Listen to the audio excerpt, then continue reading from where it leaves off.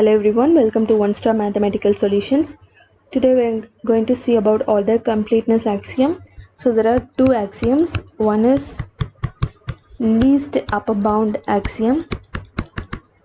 Another one is greatest lower bound axiom. Okay. So the least upper bound axiom says that for every subset of R, every non-empty subset of R which is bounded above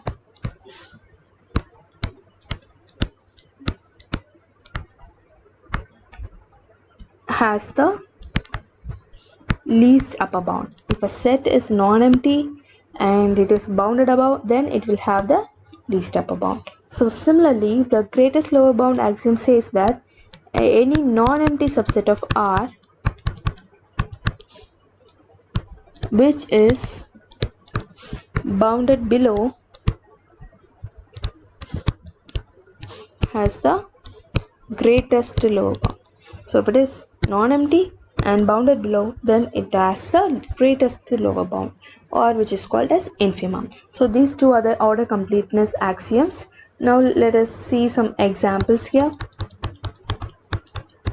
The first one is the set of all rational numbers Q. Q is not a complete ordered field. Okay. Q is an ordered field, but it is not complete because it doesn't satisfy the order completeness axiom. Okay. So what is the order completeness axiom says? If there is a non-empty set which is bounded above, it has the least upper bound, right? So let us give a counter example why it is not complete. Okay. So consider the set A, the set of all x in Q such that x square equal to 2.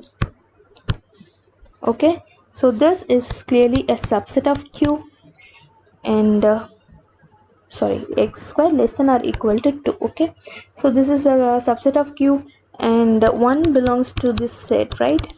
Because 1 square is less than or equal, so A is non-empty. See, if x square equal to 2, then x will be root 2, right?